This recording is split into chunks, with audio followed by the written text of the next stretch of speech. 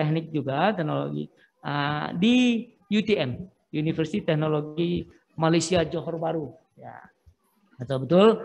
Dan pengalaman beliau ketua jurusan Teknik Industri 2004, wakil dekan bidang kemahasiswaan tahun 2009, dekan Fakultas Teknik 2016 sampai 2020. Jadi belum habis sebagai dekan, dia dipanggil ya untuk menjadi wakil rektor. Jadi wakil rektor bidang kemahasiswaan. Alhamdulillah beliau sampai saat ini masih menjabat wakil rektor. Kalau tidak saya bacakan nanti pengalaman dia, saya tidak dikasih tugas lagi nanti. Gitu ya. Jadi hari ini saya bacakan pengalaman Pak Nanuk ya. Pernah menjadi tim nasional peningkatan penggunaan produk dalam negeri Kementerian Koordinator Bidang Kemaritiman. Ketua Umum Dewan Pengurus Nasional Perkumpulan Pemangku Kepentingan Jasa Penunjang Ketenaga Listrikan. Ketua Majelis Kode Etik Dewan Pengurus Pusat Perkumpulan Tenaga Teknik Konstruksi Indonesia. Luar biasa network Pak Wakil Rektor kita. Ketua Masyarakat Ketenaga Listrikan Indonesia, ya, kemudian juga tentang Pengurus Pusat Persatuan Insinyur Indonesia. Dewan Komite Lisensi Lembaga Pengembangan Jasa Konstruksi, misalnya 2017. Kemudian juga Lead Auditor ISO 14001, Environmental Management System. Dan juga pernah asesor dari kompetensi asesmen, uji kompetensi dari P85AS ya. Ini ada kode-kodenya. Kemudian juga Badan Nasional Sertifikasi Profesi, ya, Sertifikat Research Reviewer. Dan banyak lagi nih majelis penilai badan. Kalau tidak salah dia mungkin wakil, salah satu juga wakil di Kadin di bidang tidak ditulis di sini tapi saya tahu ya di bidang apa namanya konstruksi dan infrastruktur ya di PUPR Pak Asep. Ya. Jadi kita beruntung sekali hari ini dia melit suatu kegiatan yang luar biasa yaitu tentang dialog nasional yang hari ini. Dengan segala hormat Pak Warek ya kami persilakan untuk memaparkan dan berbagi dan mungkin khusus diundang bagaimana ini strategi kita untuk membentuk talent-talent yang ada di Belas Andalas atau Sumatera Barat ini. Ibu Avanti, terima kasih ini masih hadir bersama kita, penyemangat bagi kita bersama Pak Asep juga. Silakan Pak Ihsanul Kamil. Saya sulit juga menyebut Ihsanul Kamil. Silakan Pak Dr. Nanuk ya. Silakan. Assalamualaikum warahmatullahi wabarakatuh. Silakan Pak. Assalamualaikum warahmatullahi wabarakatuh.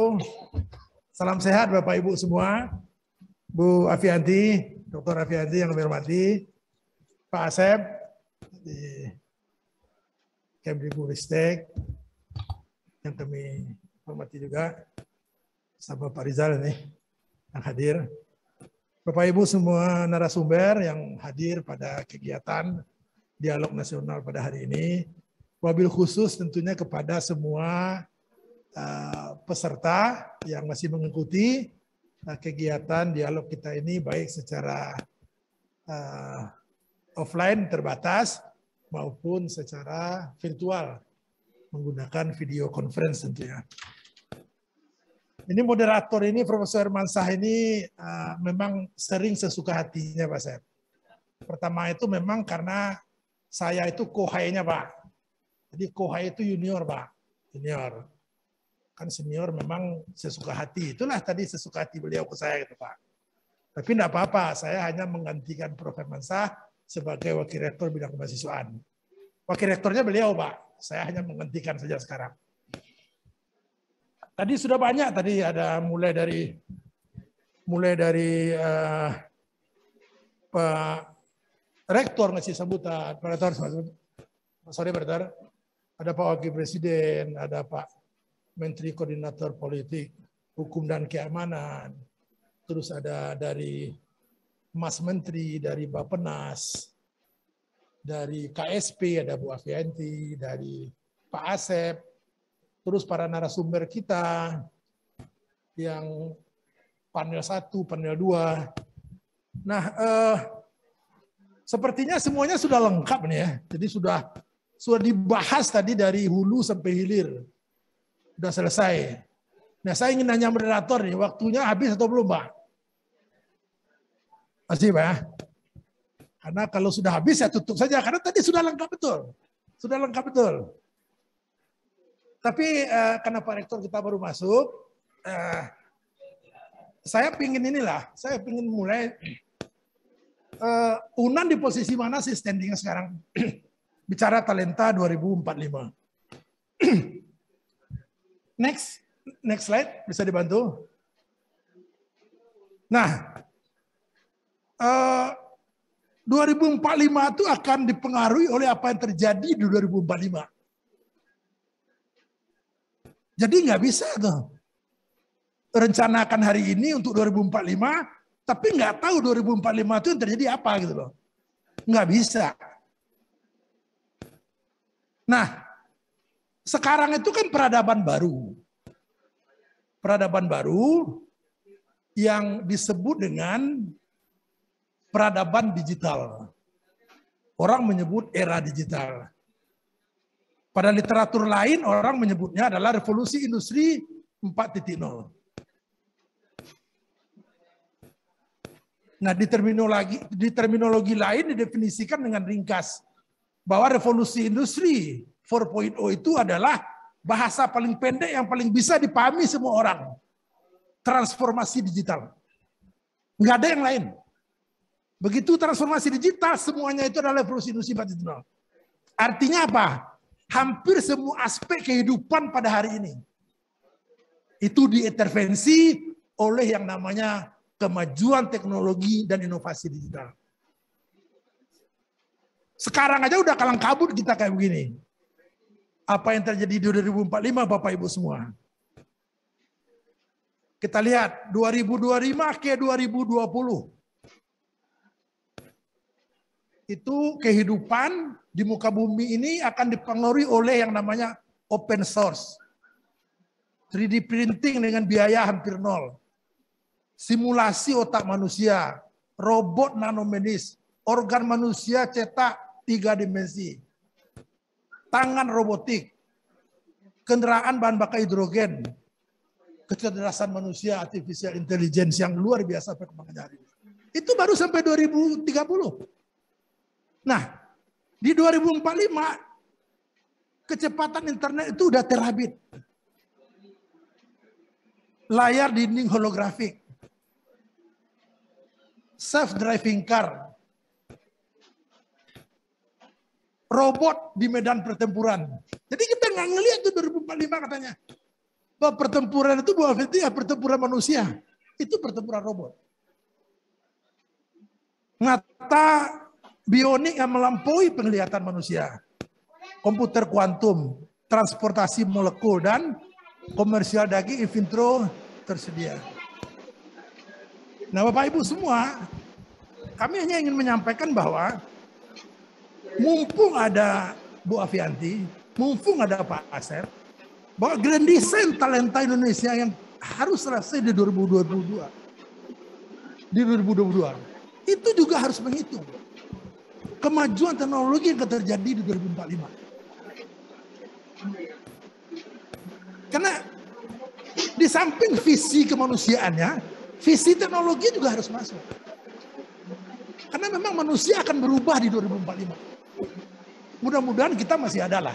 Tapi kita yakin sebagian kita sudah berangkat, saya yakin. Ya, tapi itu yang terjadi Bapak Ibu di 2045. Nah, itu Pak. Udah sebagian kita selesai lah. Kalau kita mau tidak berangkat tapi selesai lah sebagian dari kita. Nah itu yang akan terjadi di 2045. Nah seyogianya ini harus hati-hati betul. Bahwa grand design talenta nasional atau manajemen talenta nasional di 2045 itu akan sangat didominasi. Mungkin 70%-nya dengan menghitung kemajuan teknologi yang akan terjadi. Nah, tanpa itu rasanya kita sedang membelakangi peradaban. Karena pilihan teknologi ini kan hanya dua saja.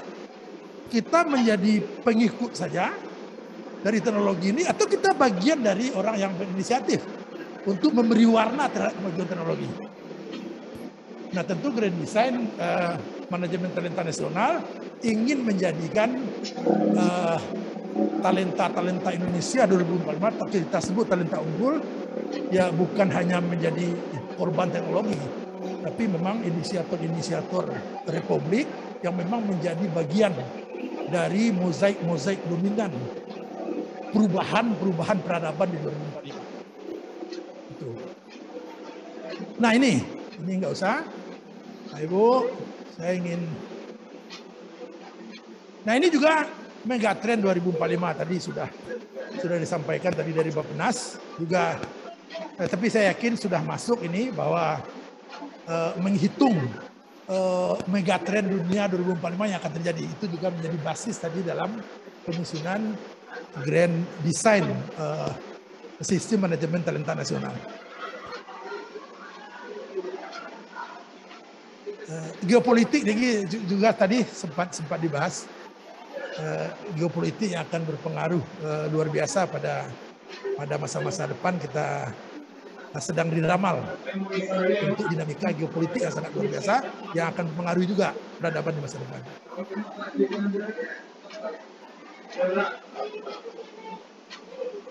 Bu Fianti, Pak Asep,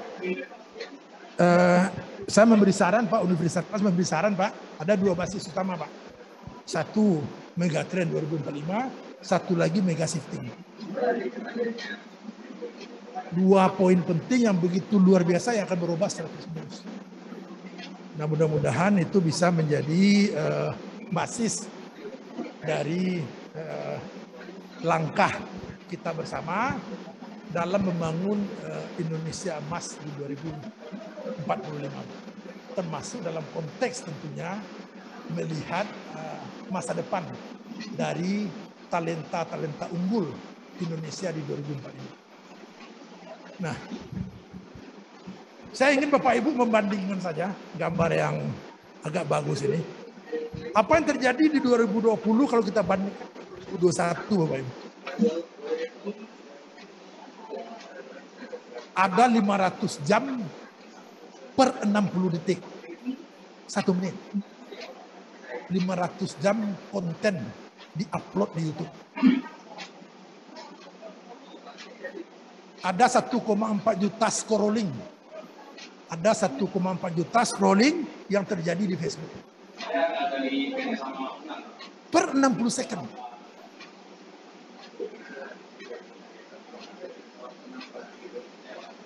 $28.000 Netflix di 2021. Nah, apa yang terjadi dibandingkan bagaimana digital mengintervensi begitu luar biasa semua kehidupan kita. Instagram meningkat di 2020. Dia 694.000 di 2021. Bapak Ibu, 2045 itu masih 23 tahun lagi. Dunia sudah hampir dipastikan. Ini akan diwarnai dominan oleh yang namanya penggunaan fasilitas dari internet. Nah, seyogianya ini tentu juga membuat apa yang sudah kita lakukan itu memang akan berubah. Jadi Bu Evianti, Pak Asep, menurut hemat kami, Grand Design Manajemen Talenta Indonesia itu bukan sesuatu yang dibuat di 2022 selesai, sudah dibuat sebelumnya, tapi akan diselesaikan di 2022 dan itu bertahan sampai tahun 2045. Saya kira enggak, Pak. Mungkin dan hampir pasti akan ada update setiap tahun. Karena perubahan terjadi begitu luar biasa. Kemajuan teknologi pada hari ini bertumbuh secara eksponensial. Yang hampir tidak lagi bisa kita ikuti perkembangan teknologi itu setiap hari dan setiap saatnya. Luar biasa kemajuan teknologi itu secara eksponensial pada hari ini. Bapak Ibu, ini wajah. Slide ini menampilkan wajah dunia pada hari ini. Dalam 60 second. Gak pernah ini dibayangkan. 10-15 tahun yang lalu gak pernah kita bayangkan. Ini akan terjadi pada hari ini. Nah, saya terakhir saja. Karena nanti sampai saya marah ini, moderator ini. Nah, pertanyaan yang agak menggelitik bersama tim diundang yang kita susun. Siapa sih sebetulnya yang akan jadi talenta unggul Indonesia Emas 2045 itu? Dia adalah yang berada pada titik paling kanan. Ini ada bicara generasi, ada maturis. Orang yang lahirnya sebelum tahun 45. Sebagian besar sudah selesai lah. Ada baby boomers. Baby boomers yaitu generasi yang lahir 1919 sampai 60. Sebagian belum berangkat, masih beredar. Masih. Tapi sudah selesai. Sudah selesai. Udah nggak kepake di 2045. Ada setelah itu populer yang namanya generasi X yang lahir 1961 sampai 1980. Apa cirinya? Dia lebih melihat keseimbangan hidup dan pekerjaan. Loyalitas terhadap profesi. Orang mulai memiliki komputer pribadi. Generasi X mulai bermain dengan email atau SMS. Pilihan-pilihan komunikasi mulai bergeser. Nah, setelah itu generasi Y yang lahir 1981 sampai 1995. Nah, yang kita sebut hari ini Gen Z, generasi Z yang lahir di atas tahun 1995. Nah, kita lihat bahwa pilihan berkomunikasi mereka itu adalah panggilan video. Nggak lagi ketemu tuh dengan bapaknya, dengan ibunya, dengan teman-teman, dengan saudaranya. Pilihan komunikasi mereka adalah komunikasi dengan video. Bapak Ibu semua, inilah yang akan menjadi talenta-talenta unggul Indonesia 2045.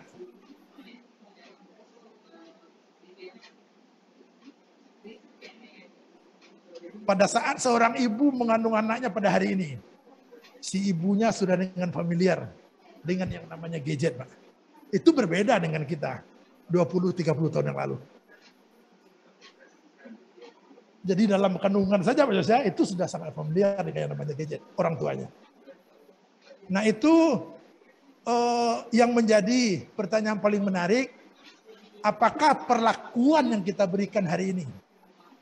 Karena talenta nggak selesai di perguruan tinggi. Nggak pernah bisa selesai. Perguruan tinggi hanya di ujung, Bapak. Ini stunting aja belum selesai, benar. Stunting aja belum selesai. Masih menjadi fokus utama. Kan talenta dimulai dari proses kehamilan. Si anak. Sampai anak itu lahir, gizi, segala macam. Jadi menjadi tidak menarik pada saat talenta dihitung di ujung, Pak Azhar. Nggak bisa, Pak. Dan talenta itu harus dihindarkan. Tadi di mobil saya cerita dengan Bu Avianti, diskusi. Talenta unggul di Indonesia 2045 itu dihindarkan, Pak. Tidak eksklusif, Pak. Harus inklusif. Itu tidak milik orang kaya, nggak boleh, Pak. Itu tidak milik orang yang bisa memberi gizi anaknya begitu luar biasa. Nggak bisa. Ini talenta unggul 2045 menurut Universitas itu harus inklusif. Harus milik semua orang. Harus milik semua orang. Artinya apa? Mulai dia lahir, Pak, itu sudah dibentuk. Kalau memang definisi Bappenas yang diperkuat oleh Bu Avianti tadi, memang talent itu bakat yang dibawa semenjak dia lahir. Jadi nggak selesai juga di perguruan tinggi. Nah, pendidikan mulai dari PAUD, dasar menengah, atas, itu memberi pengaruh yang akan luar biasa, Pak. Begitu itu bermasalah soal talenta, maka perguruan tinggi dijamin akan bermasalah soal talenta. Nah, tugas kita semua untuk ini, untuk mengambil posisi bahwa persoalan ini ya yang sangat menarik dari Bu Avianti itu adalah ini talenta bicara soal negara, Pak. Enggak soal yang lain, ini soal kebijakan negara. Tadi malam cerita dengan Prof. Jagal, komitmen dananya seperti apa ini? Karena ini menyangkut proses masih hulu sampai hilir, Pak. Mau jadi perenang unggul, Pak Zep, kan dari umur 45 tahun, Pak. Mau jadi karateka unggul, dapat olimpiade. Kan nggak bisa waktu kuliah. Pak Rizal, nggak bisa. Pengalaman di depan mata kita soal sepak bola. Bagaimana mencari bakat-bakat di Afrika sana. Bagaimana orang-orang Afrika pada hari ini menjadi talenta-talenta hebat dalam bidang sepak bola di dunia. Bagaimana di Amerika pada hari ini kita cerita dengan Pak Jaka semalam, dengan Pak Joshua, para imigran yang sekolah ke Amerika. Itu menjadi talenta-talenta yang akhirnya merubah peradaban pada hari ini. Karena apa? Ekosistemnya ada di sana. Nah begitu ekosistemnya nggak terbangun dengan baik, Bu Mati, nggak jalan barang ini, Bu. Nggak jalan. Mudah-mudahan ini mendorong kita semua untuk bersama-sama memberi sumbangsih bagi pemikiran 23 tahun ke depan, bagaimana talenta-talenta unggul Indonesia di 2045. Waktunya habis, begitu kurang saya mohon maaf, udah lihat-lihat ini moderator ke kanan, nanti marah lagi. Terima kasih Bapak Ibu. Assalamualaikum warahmatullahi wabarakatuh. Waalaikumsalam. Tepuk tangan dulu untuk Pak Wakil Rektor kita, Pak Dr. Ihsanul Kamil. Gitu. Saya jangankan memberhentikan, menegur, mengingatkan nama Pak waktu saja, nggak berani saya dengan Pak Warek. Jadi karena dia kalau memang lanjut, nggak apa-apa kita lanjutkan Pak Rektor.